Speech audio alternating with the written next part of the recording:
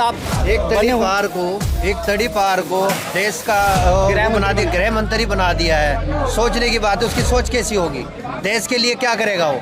देश के लिए कोई अच्छा नहीं करेगा वो।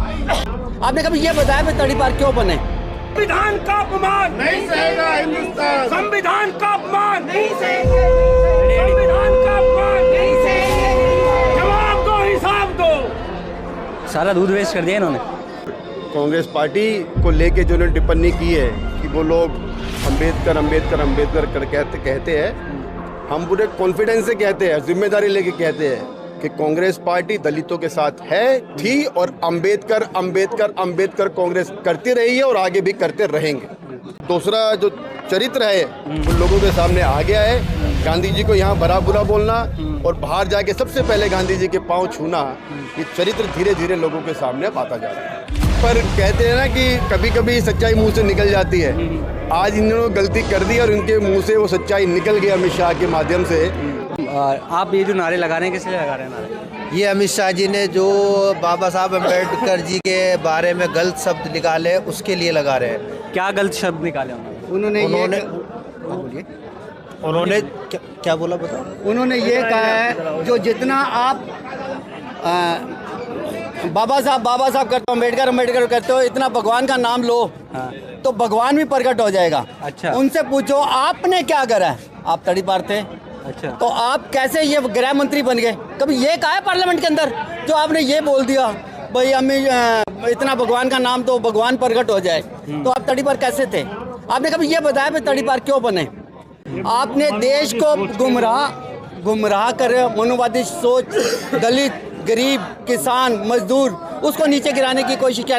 ये भाई से भाई, हिंदू मुस्लिम सिख आपस में लड़ा कर ये राजनीति करना चाहते हैं। ऐसे राजनीति नहीं चलती।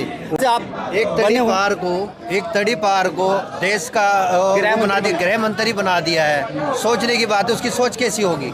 देश के लिए क्या करेगा वो? देश के लिए कोई अच्छा नहीं करेगा वो। देश को दंगों में झोंक रहा है, हिंदू मुस्लिम को लड़ा रहा है और इसके अलावा देश के लिए कुछ भी नहीं कर रहा है। आ जाओ। बाबा साहब का ये अपमान नहीं सहेगा हिंदुस्तान। होश में आओ, होश में आओ, होश में आओ, होश में आओ, अमित शाह होश में आओ, होश में आओ, होश में आओ। माफी तुमको मांगनी होगी, मांगनी होगी, मांगनी होगी। ठीक है जी, ठीक है। आ जाएंगे अमित शाह उसमें? बिल्कुल, क्यों नहीं आएंगे भाई? बिल्कुल पक्का? बिल्कुल पक्का है। देखिए क्या कहा है उन्होंने, बताएंगे?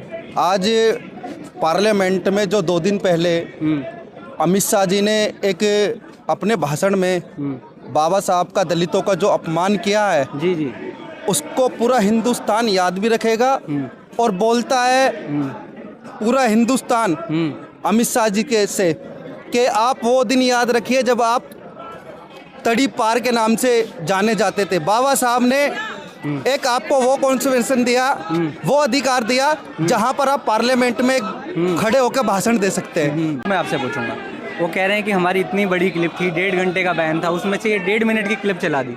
नहीं देखिए, ये क्लिप काटने वाला और क्लिप इन आउट लगा के काटने वाला काम तो बीजेपी IT सेल का, हमारा नहीं है। कांग्रेस की तरफ से नहीं है? कांग्रेस की तरफ से नहीं है। अच्छा, वो कह रहे हैं कि हमने तो ना अंबेडकर साहब के स्मारक लंदन में भी बनवाए हैं, भारत में भी बनवाए हैं, हम तो उन लोग की इज्जत करते हैं। ये गलत तरीके से पेश किया गया। देखिए सर, ये सब कहने वाली बातें हैं। बाबा साहब का अस्तित्व इस देश में जब तक देश रहेगा ना, जब तक सूरज चांद रहेगा, बाबा साहब का नाम रहेगा।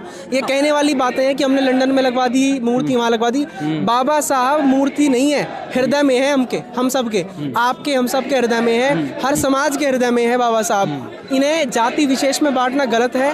और मैं आपको फिर बताऊं, जो इनकी मंशा थी ना, ये 400 पार वाली, ये बहुत जल्दी देश के लोगों ने, और ये मतलब भूल जाइए भी, जो आप इनका चांस था कि संविधान चेंज करेंगे, हम वो करेंगे, ये बाबा साहब की शक्ति और उनके आशीर्वाद से ही कामयाब हो पाया कि 240 पे इनको थाम दिया लोगों ने। अच्छा, एक बात ये बताओ कि 10 साल से बीजेपी का राज है, तो अभी क्यों संविधान चेंज करने की कोशिश करी? अभी उसको ऐसा क्यों लग रहा है कि अभी कर दूं, कुछ हाथ से निकल जाएगा? एक्चुअल में इनका क्या है, इन्हें अब डिक्टेटरशिप लानी है। अच्छा। जैसे पुतिन था पहले अपने यहाँ रशिया में, वो तो अभी भी है। हाँ, पहले प्रेसिडेंट बना, फिर वो PM बना, फिर PM बनने के बाद वो रिजोल्यूशन ला के फिर दोबारा प्रेसिडेंट बन गया वो। तो यही भारतीय जनता पार्टी यहाँ करना चाहती है कि लॉन्ग टर्म तक एक पार्टी ही इस देश की सत्ता में चला। अरे भाई, देश दुनिया का ही सबसे बड़ा लोकतंत्र है भारत। हर पार्टी को और व्यक्ति को अधिकार है कि वो सत्ता में आ सके, लोगों के काम कर सके, लेकिन इसे मोनोपोली ना बनाए। एक बात, पहले भी बहुत सारे नेताओं ने गांधी जी के बारे में अपशब्द बोले, पंडित जवाहरलाल नेहरू के बारे में अपशब्द बोले।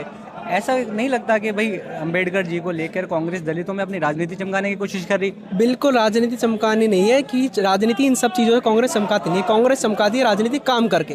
अच्छा। राजस्थान की तरह 500 रुपये में सिलेंडर देके, इंदिरा आवास बना के, तमाम ऐसी सुविधाएं जो जन लाभदायी हो, जनता के लिए हो, उन्हें उन कामों करके कांग्रेस पार्टी में राजनीति करती है। ऐसा तो नहीं है कि अमित शाह के मुंह से कुछ निकला, कांग्रेस को एक बहाना मिला अपने चुनाव में, दिल्ली इलेक्शन आ रहे हैं?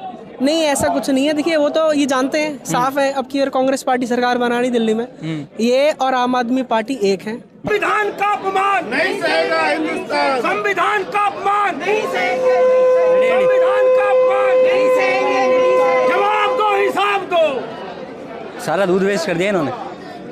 अरे अरे सुनो सुनो सुनो जी, क्या हाल है सर? क्या हाल है सर? बढ़िया सर। ये दूध वेस्ट कर रहे हैं आप तो। ये दूध नहीं है, ये शुद्धिकरण है। शुद्धिकरण जो उन्होंने गलत शब्दों का अंबेडकर जी तो इस्तेमाल पहले किया। से शुद्ध थे, बिल्कुल शुद्ध अभी भी शुद्ध हैं वो थे, तो। लेकिन जो लोग उनको उनकी बातों का आज गलत तरीके से नेतृत्व कर रहे हैं, हाँ। उसका हमने तो हाँ जी, तो अमित शाह की फोटो पे लगा के उस पे दूध डालो ना, बिल्कुल। उनको शुद्ध करो। अमित शाह जी का हमने मुंह भी काला करना है, काला अच्छा। पानी लाए हैं। अच्छा। उसका मुंह भी काला करना अमित शाह जी का। इनका मुंह काला करोगे? बिल्कुल, अमित शाह जी का मुंह काला करेंगे और भाजपा कार्यालय पर जवाब और हिसाब मांगेंगे हम। अच्छा, कब मांगेंगे? उनसे ये मांगना है कि किस तरीके से उन्होंने एक ही बात को बार बार कहा और किस तरीके से उन्होंने स्पष्टीकरण देने की कोशिश आज उसके नेता कर रहे हैं, क्यों कर रहे हैं। इसका मतलब उन लोगों ने कहीं ना कहीं गलती करी है। आज दलितों का अपमान किया गया है, हिंदुस्तान को उनमें रोजगार की बात नहीं करते, बेरोजगारी की बात नहीं करते, महंगाई की बात नहीं करते, लेकिन वो ध्यान बटाने के लिए आज जो उन्होंने हिंदुस्तान की जनता के हर उस व्यक्ति के मन में ठेस पहुंचाई है, उसी का जवाब और हिसाब मांगने के लिए हम यहाँ पर आए हैं। अच्छा, सही है सही है। अच्छा, आपको क्या लगता है अमित जी इस्तीफा देंगे? बिल्कुल देंगे। आज हिंदुस्तान के अंदर आज जिस तरीके से लोगों में आक्रोश है, जिस तरीके से आज दिल्ली की जनता और हिंदुस्तान की जनता के अंदर उनका विरोध हो रहा है, कहीं ना कहीं उन्होंने गलती करी है, उसका जवाब और हिसाब उनको देना पड़ेगा। सही है सही है। ये अमूल गोल्ड वाली थैली है, बस बता दें हम अपने दर्शकों को।